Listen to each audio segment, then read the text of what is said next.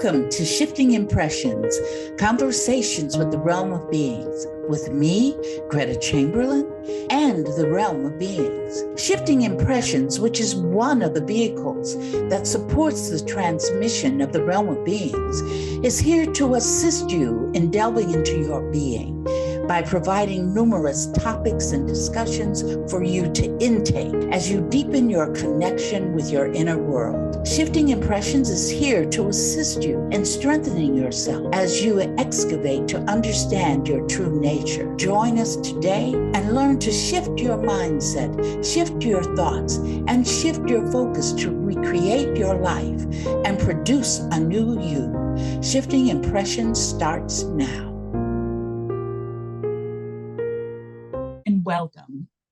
Hello and welcome to Shifting Impressions, Conversations with the Realm of Beings. I'm Leigh, and I'm joined with Gretta today, and as always, the Realm of Beings. And we are very happy to be on Transformation Network every Friday at 11 a.m. Eastern, 8 a.m. Pacific.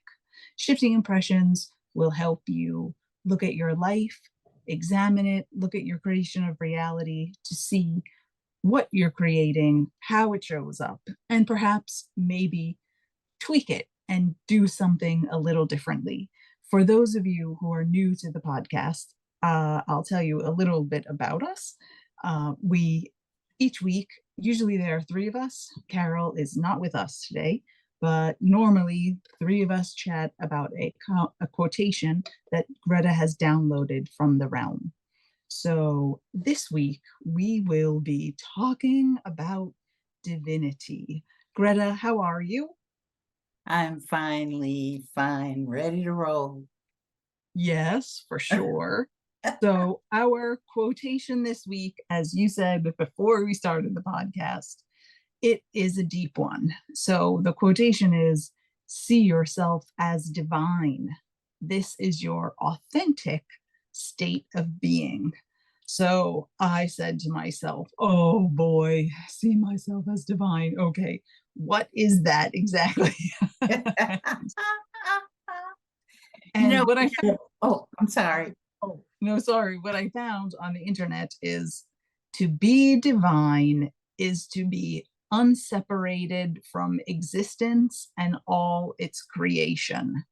It is a feeling of belonging and very much our natural state of being. Mind, ego, beliefs, and selfishness all serve to take us away from this state. So, how exactly shall we unpack this bit? How, like, if it's our natural state of being, how do we stray so far away from it, and why? Because we chose to. Because we chose to come into whatever reality we come into. Because there are many realities we could have chosen, but we chose this one. Mm-hmm. And we chose to be humanoid. Now, Right. When I say that we chose it, that's in conjunction with us forgetting, because we did a podcast on what we've forgotten, and that is that we are the force. So that part of that quote that you read, can you read the first part of that quote again? You are divine. See yourself. No, not that quote. The one that you had from the dictionary. Oh, sorry. To be divine is to be unseparated from existence and all its creation. Okay. See, that statement right there is alluding to the fact that we are the force, because it says no separation from anything. So that particular part of that quote is talking about oneness. Where does that come from? Do you remember? Oh, that comes from the first result of the internet. Something called Quora. I don't know who wrote it or Quora. Okay. Yeah, Quora is the site where they ask questions and they give you answers. Okay, well that was all kinds of things. Mm-hmm. Okay, but I thought you would like that because I did like it. Because it said, to be unseparated, but specifically because it used the term existence and all its creation. Absolutely, absolutely. So what we'd like the audience to do is expand their conception of existence, because sometimes we just focus on where we are right now, which is where we are. So that's where we should focus. But there are things going on simultaneously in other realities. So existence is something that goes into infinity. There is no end to existence. So really what it's saying, in essence, that we're part of existence, we're part of everything that is. But see, it's not a part of everything. We are. Like, for instance, right now, the audience, those who are viewing this, will see me in my little square, and will see you in your little square or rectangle. That is the illusion that we are two different people. Mm-hmm. The trueness is that in actuality, you and I are one. So if the camera was able to take us and overlay us together, that is the state of that we are in naturally. Mm-hmm. Everything is in a state of oneness. The illusion is that we are a part of something, or we're separated from something. Those are the illusions. It's like some holy books and some metaphysical people will say that we are part of God. And what the realm of beings is teaching at this point is that we are God, and we are the force. The force is that which created God, because they're gods all over existence. All over existence. They're called logo, and that's a singular term for it. And so you can have, there was a logo for this earth. He was Sanat Kumara. That was his name. And he was only here for a certain period of time. I don't think he's still here at this point, but I'm not sure. But he was the one that was responsible for looking over Earth itself. Then you have gods who are over solar systems, and then they look over and manage the solar systems. And then you have those that are quote unquote gods that look over the entire universe, of which there are many, many, many, many, many, many universes. So are we a part of them, or something we other are than him? We are it. We are it, because it doesn't have any, it's not a he or a she. At this point, we can only say it, because it has no, it's not female or male, because it's everything.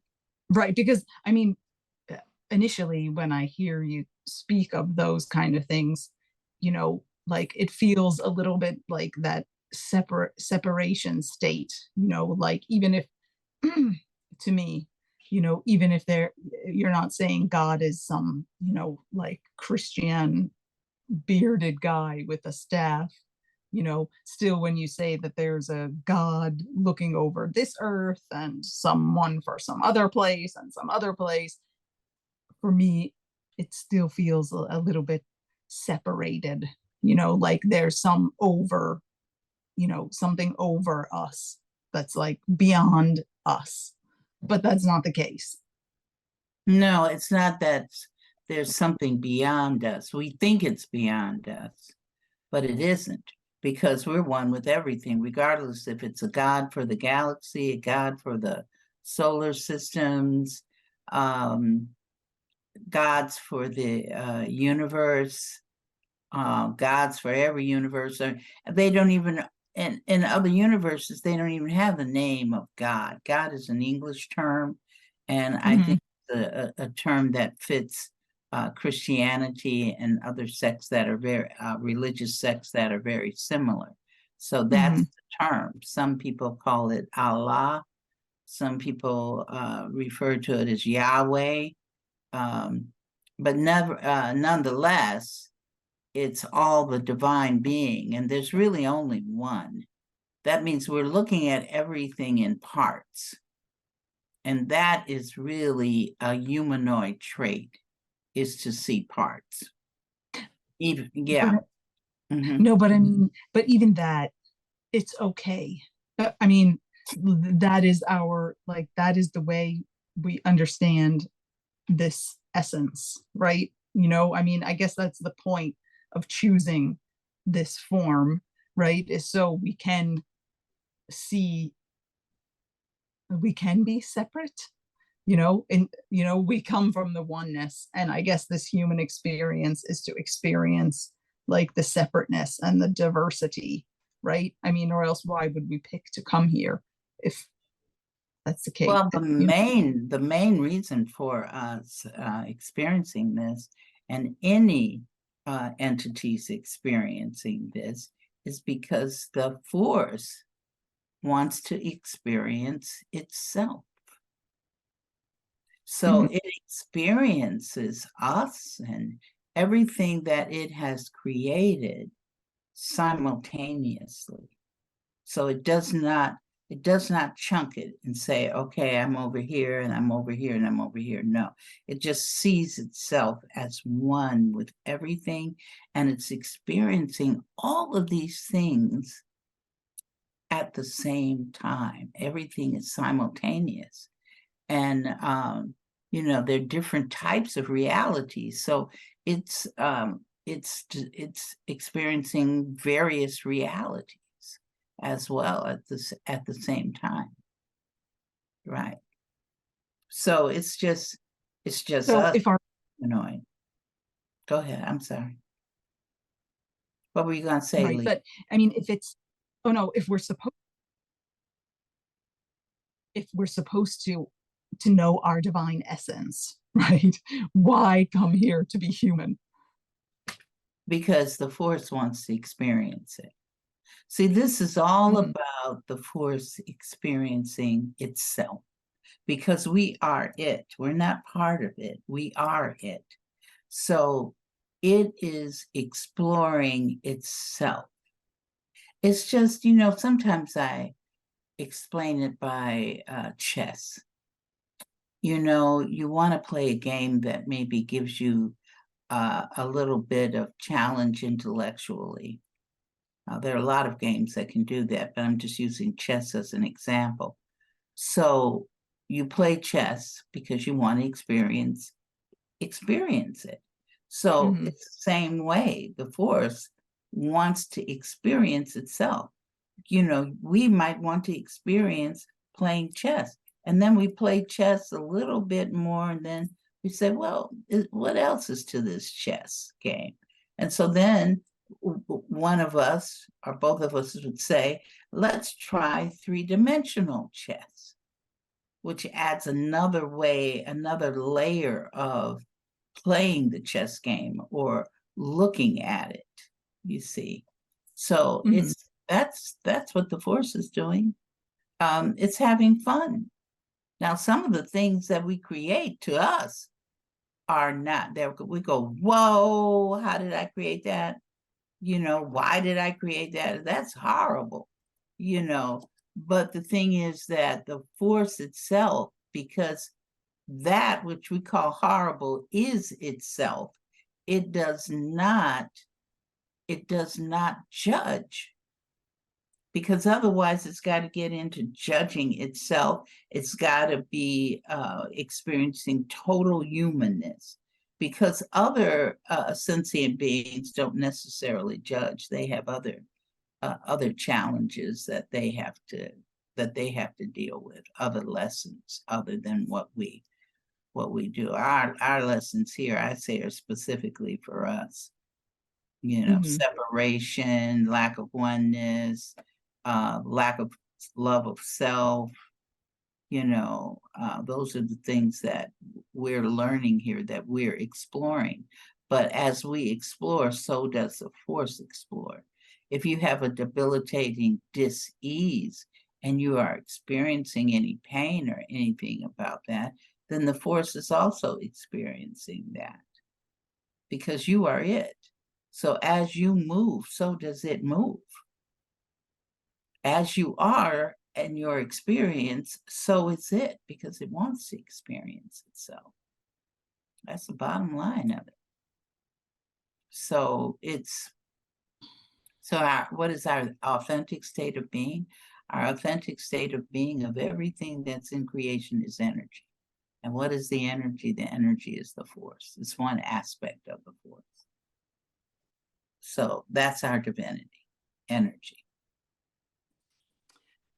So if mind, ego, beliefs, and selfishness take us away from our natural state of being, that is all, those things are all just part of the lesson of being here, of this human form. You know, why do we have to experience them if the point is to to supersede them, right? To experience them and then, transmute them, or, go beyond those experiences. Well, see, some of us don't want to do that. Some of us want to stay in the experience. See, the thing is, creation of reality, create, support, create, as we've stated before. And it's our decision as being humanoid, as being individuals within this reality of oneness, the true reality of oneness, we're exploring. We're exploring, we're testing ourselves, because at the incarnate stage, and the incarnate is the force as well, at the incarnate stage, the lessons are given and we say, whoop-de-doo, I'm ready. Some of us have even said, if you look at those pre-birth stories, before people enter into conception, you can go on YouTube and they have quite a few of stories that people remember what it was like before they were conceived. And quite a few people say, I wish I didn't want to come here. I didn't want to come at all. So, but the thing was that we committed to come, because see, that's interesting to me, because when they say, I did not want to come, then where are they already? They are already, because they know at that time that they don't want to come. They know that they are humanoid.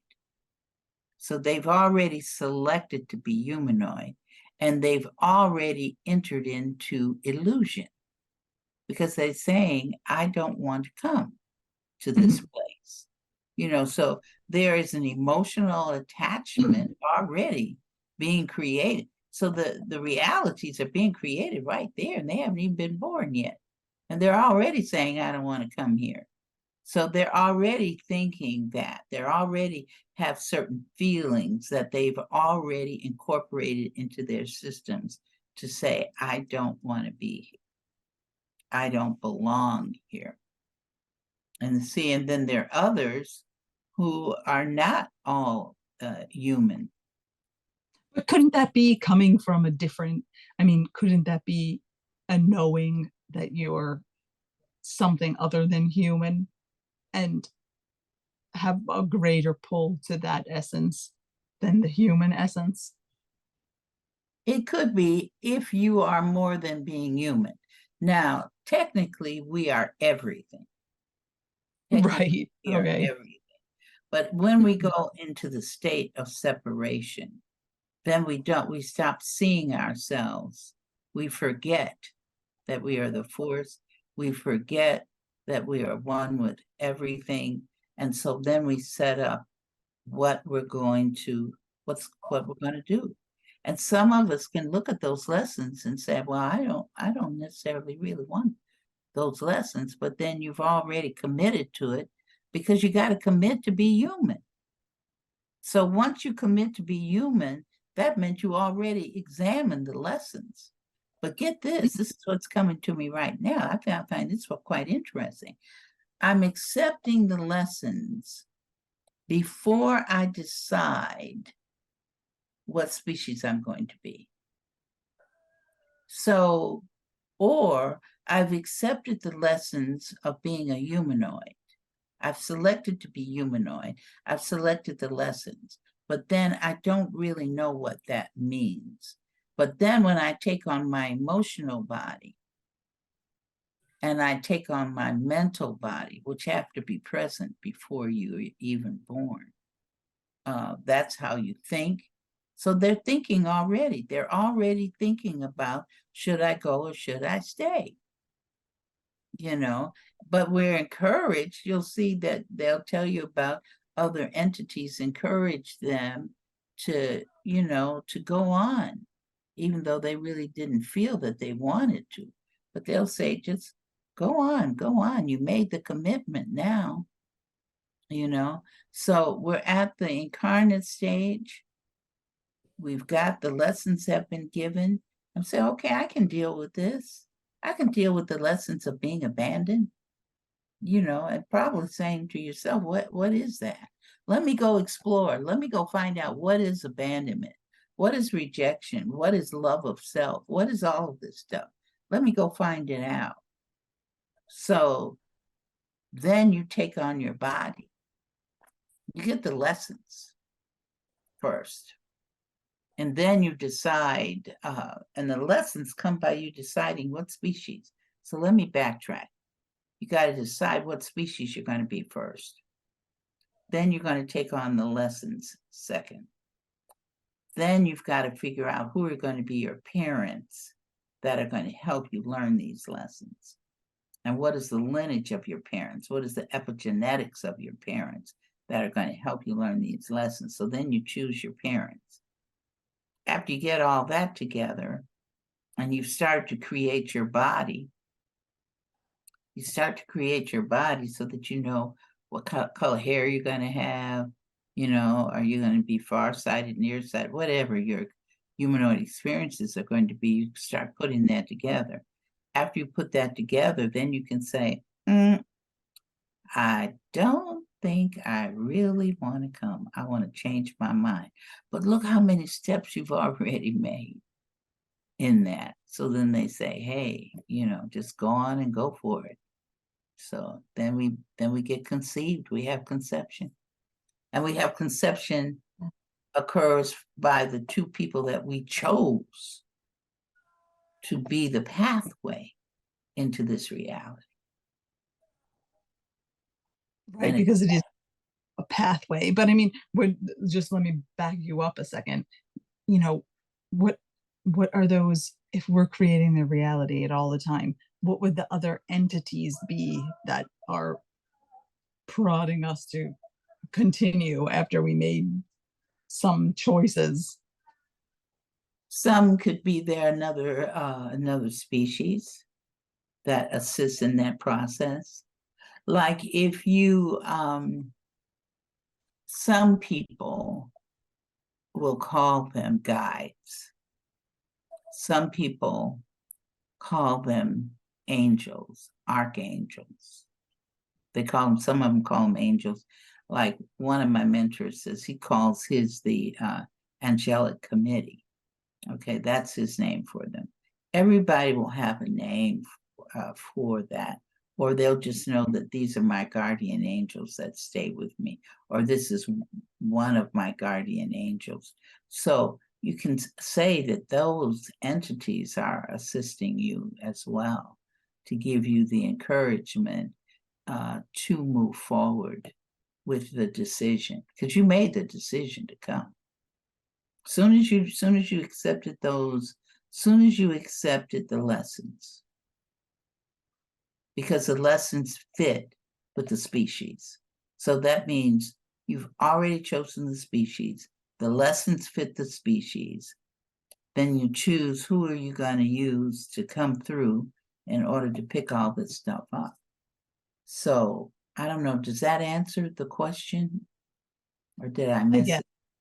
No, the talk about guides, or what people call different things, I guess that was clear.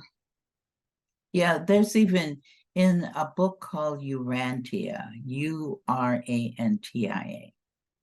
The Urantia book, for our audience, if you really want to read a book that's quite interesting about existence, I suggest that you use the Urantia book, because that Urantia book goes into all the different types of realities. It goes into the meaning of quote unquote God. What is God? What realities? It has no beginning, it has no end. You know, there's some realities that will have a beginning but no end. Some realities have no beginning and no end. Some realities can have a beginning and an end. So, I mean, there's so many different realities. But part of that book talks about a group of individuals called the thought. I think they're called the thought projectors or thought protectors or something like that. But they deal with thought adjusters. That's what they are called, thought adjusters inside that Urantia book. And in the Urantia book, it talks about that each one of us has a thought adjuster, and that you can change thought adjusters, you can lose them, you know, they go into all kinds of stuff about that we haven't even touched on in this podcast. So what is that? Like, if you're thinking like these thought adjusters are some kind of, like, everything is energy. So if you're, you know, if you find yourself thinking some thought forms that you identify as they possibly are not serving you at this time, you can say, can I get another, what did you call them? Thought adjusters? What was their name? Yeah, they call them thought adjusters. But you know, they're the same things as people who call angels, or people who say my archangel, or they call them guides. People have a name for these entities that come to assist. And then you've got how many of them are you going to get? You know, when I was younger and I first definitely met mine, because when I was a child, I told you about running up and down the steps in my grandmother and grandfather's home. It was one of those old Victorian houses, brownstones. And as a child, I would run up and I'd always hear my name, Greta, Greta. And I'm going, oh, Lord. And I wouldn't see anybody. So I said, now this is scary. So I would stand back and I'd run. I said, this time I'm not going to hear them, because I'm going to move so fast they won't even be able to know that I'm there. I'm going to be like Roadrunner, okay? So I'd run up the steps. Doggone, didn't they call me Greta, Greta? And then later on, I would get ready to go down the steps. And I'd go, there was a railing. I'd hold on the railing. I went running down the steps.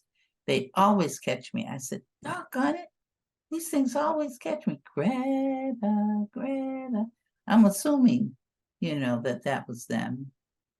And then when I married my first husband, he used to always go into some type of trance state, but he never knew when he was going. And but he would do it definitely in his sleep. And I would hear the voices, okay, Greta. The one I called my father would come in with a deep voice, Greta, and that's how I met the realm of beings, literally. And I knew they were with me because I tested him. I said, okay, tell me something that I did as a child that nobody knows. Told me exactly what I did, of which I am not going to repeat on this podcast. No one knows but them and me. Okay. And so when he told me that, then it was like I knew that they were real, And then they told me there were 7 of them. Okay, so what you call the realm of beings, this could be, in this Urantia book, could be the term thought adjusters. Possibility, I would say. Yeah, sounds like it. Okay. So, but getting back to my initial question, if we find ourselves if we recognize we're in a pattern of thought that we can maybe say is not serving us at this moment, can we ask for new thought adjusters to send us something? You can just create that yourself, just because if you've created that which you don't want to experience, then you can always uncreate it. You're never stuck in something, ever. I don't care what it is. You're never stuck in a disease, never. Because remember, if we can remember that we're the force, then we're never going to be afraid. We're never going to worry about, tell you honest God truth, we probably eradicate all disease, if we actually understood that we were the force. I had a woman tell me this morning, before I got on the podcast, that she had a lump on her breast, one of them. And I had looked at it and I saw it. I said, yeah, it looks like a little black space. But anyway, she went to she started focusing on it. And she said, I don't want this experience. I don't know what it is. I told her I didn't think it was cancer. I think it was something else. But, so that kind of helped ease her a little bit. But the bottom line was that she was so determined that she was not going to experience that, and that it was not going to stay there, whatever kind of mass it was. By the time she got to to have the x-ray, the mammogram, they looked at it and they didn't see anything, where previously they had seen something. That's why they wanted her to go back, because the doctors looked at it and said, oh, we're seeing a mass here, but we don't know what it is. So we want you to go back, redo the x-ray so that we can look at it again and make a different and see what we're going to do about it. So by the time she got for them, they couldn't find it. So then they decided, okay, well, let's do this again. I think they gave her, what is it, a sonogram or whatever it was they gave her. And so they took it to another person to look at it, and they couldn't find it either. So the doggone thing is gone, because she decided to get rid of it. So you don't need to keep anything. Right. I mean, that's interesting. I mean, of course, I've heard other times of those sort of things happening, but recently I was listening to a podcast and the doctor was on saying that they don't do placebo controls of chemotherapies because, like, chances are the placebo would be more effective than their chemo. So they do not do those kind of trials, which, goes to your point, right? If you take a sugar pill and believe that it's healing you, it could very well. Oh, yeah. Yeah. One of the women, I think I might have mentioned this, my friend, she's no longer in this reality, but she came to a metaphysical class we were all in, and she said, I had a severe headache, but I did not have any aspirin or any pain reliever. So she said, and I think she was too tired to go out, and it was late at night. So she went to her vitamins, took a vitamin, didn't matter which one, stood in the mirror, held the vitamin up, and said, okay, this is a pain pill, and it is alleviating my headache. That's all, she said. She put it in her mouth, took that thing, headache was gone, because she believed that was a pain reliever. So that goes according to it. People do that all the time. Right. It's just that it seems so unbelievable.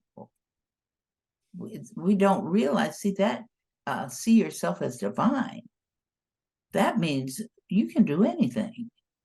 The only reason why you can't do something is because you've decided not to. And what can Right. keep you from that is how you feel about yourself. Right, our beliefs. And on that note, we will take a short pause, and when we come back, we will hear directly what the realm of beings has to say about their quotation. Listeners, thank you for joining us on Shifting Impressions, Conversations with the Realm of Beings. We'll be right back.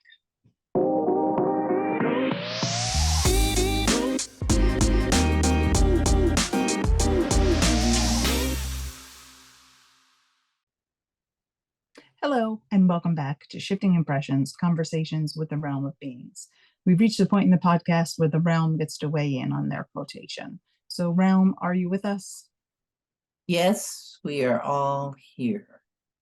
Fabulous. So, your quotation, Greta and I have been talking about today is see yourself as divine. This is your authentic state of being. So, if that is true, how, if we're human, but our authentic state of being is to be divine, how does that correlate?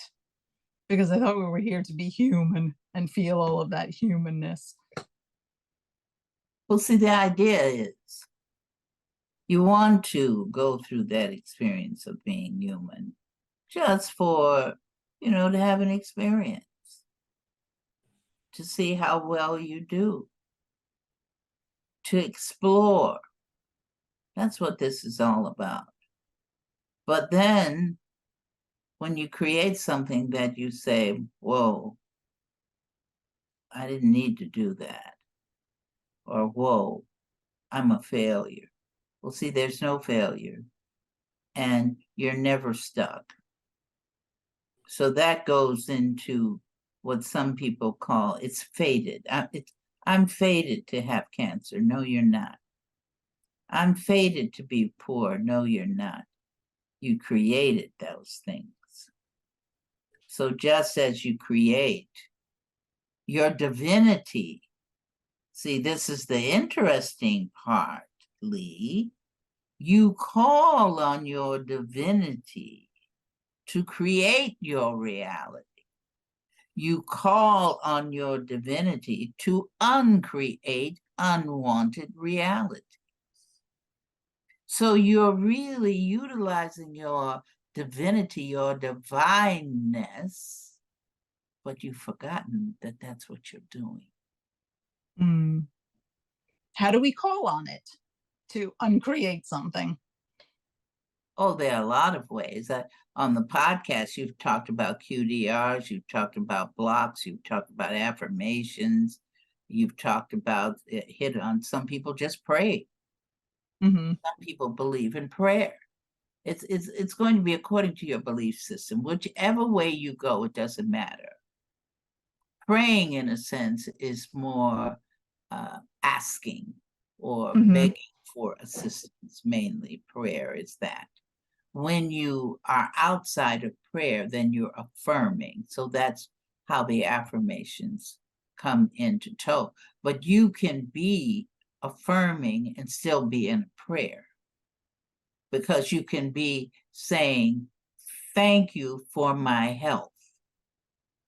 The only thing is that when you say, thank you for my health, and you say, thank you, you think that you are saying this to an entity that is way above you in understanding of existence and in spirituality. So you're telling it, thank you, because you believe that it created your experience.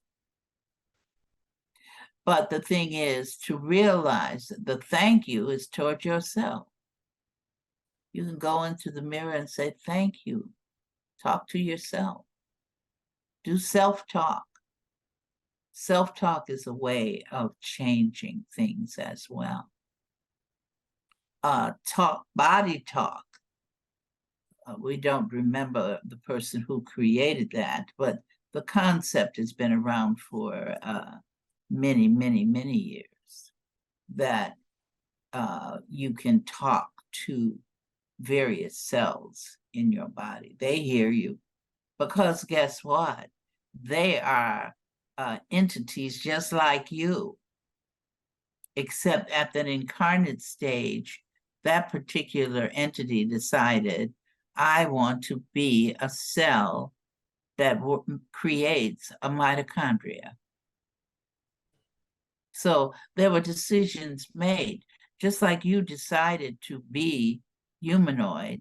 A cell can decide, another entity can decide to be a cell, a muscle cell, or another species. You can say, I want to be an Arcturian, or I want to be a Pleiadian, here within this universe. Or you can say, I want to be an entity and give yourself another universe, give yourself another type of species. It does not matter. It's up to you, and whatever you choose is okay. So I have a question. If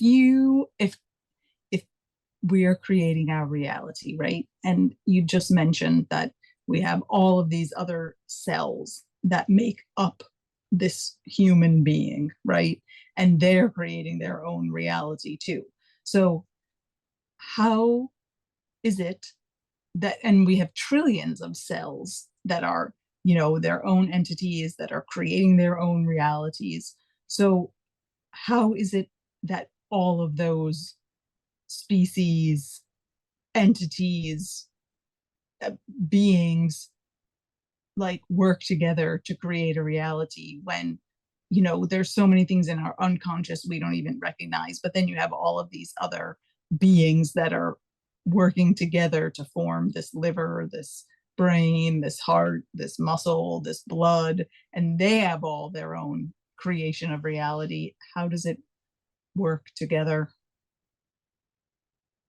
How does it work together? Now, I'm not understanding. Are you talking about when it says works together, how the body works with how all the cells work? Well, I'm saying if we're creating our reality, right? Like we think it's this like whatever mind creating the reality. However, there are all these trillions of cells that have their own lessons, whatnot to learn, creating their reality. So how do we create a unified reality together? That's a very good question, Leigh.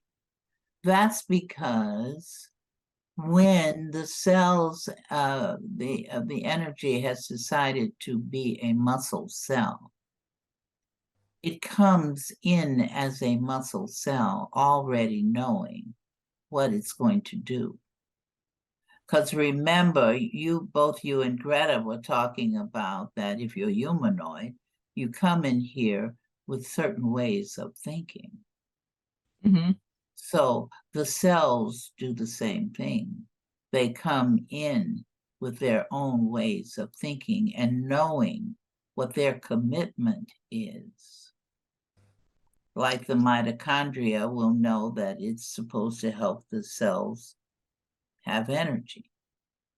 Right, but let's say that there is a cell who in its lesson needs to feel isolation and therefore thinks it is isolated and becomes a cancer cell.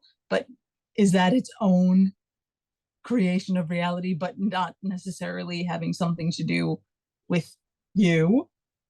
The creation of reality of the cell is that it is open to support the humanoid whose body it occupies, the humanoid's unconscious desire for certain experiences. If it's an experience, an illness experience, that cell which is whole and perfect, and that cell which is divine, and that cell which is the force, then knows that it is giving support to that person. So let's go back to the breast.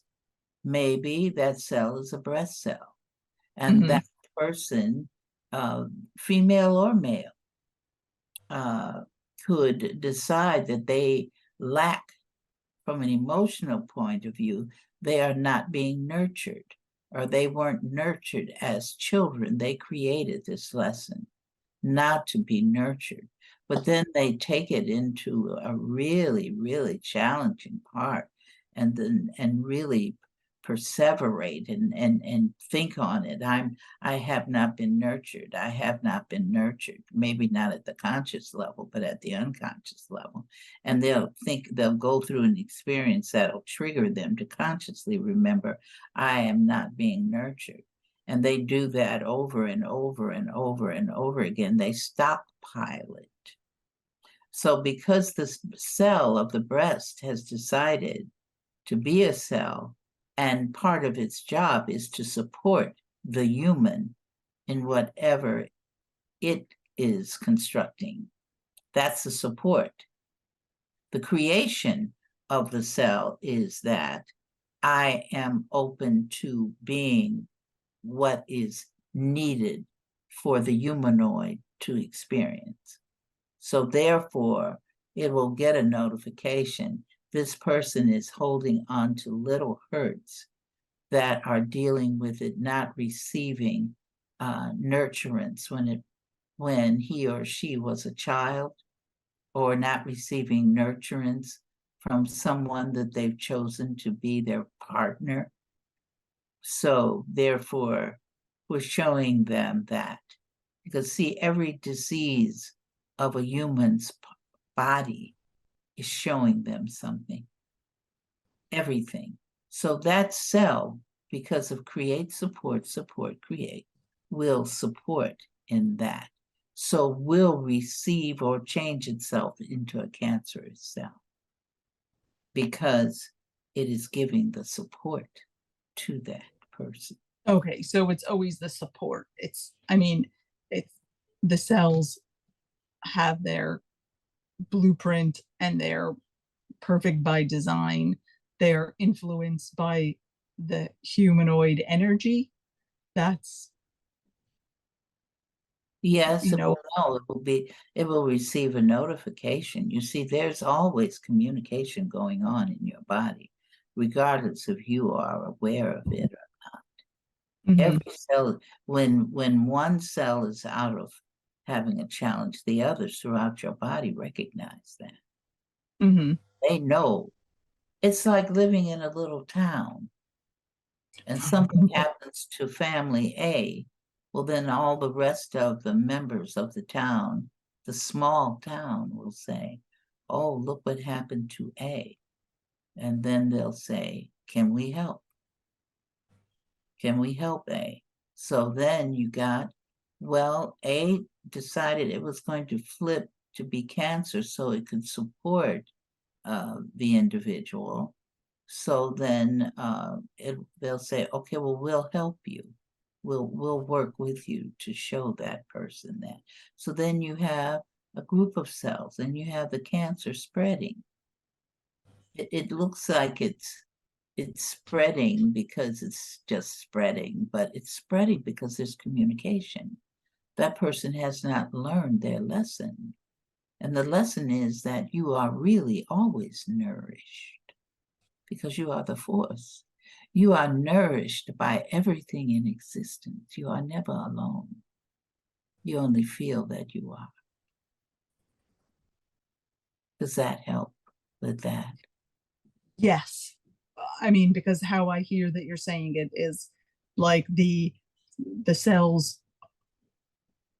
have their program and they know what they're to do, and they're just influenced. They don't necessarily do the creating. They're always there in the support role. No, they create. They create to receive the notification that a change is required. That is Okay. creation, their creation of reality. Their creation of reality is to remain healthy until they've given notification that they must support in a different way. Mm-hmm. So they are still creating. They created themselves to be that which they are. Okay. So we are getting to the end of the podcast realm. Do you have anything more to add to see yourself as divine? This is your authentic state of being. The one thing that we would say at this point to our listening audience is that we understand that sometimes living as a humanoid may take a lot of energy and may bring about things that you go, whoa, Nelly. You know, like if you're a horse, you have to put the reins on the horse to keep it from running away. Sometimes you have to do that with your own life experiences. But we want people to note that there is no failure. There's only an experience. You can turn the experience to make it one of joy and ease, or you can turn the experience to be one of trepidation, fear, anguish, and anxiety. It is your choice. When you remind yourselves of your divinity, then you're going to not judge or blame others nor yourself.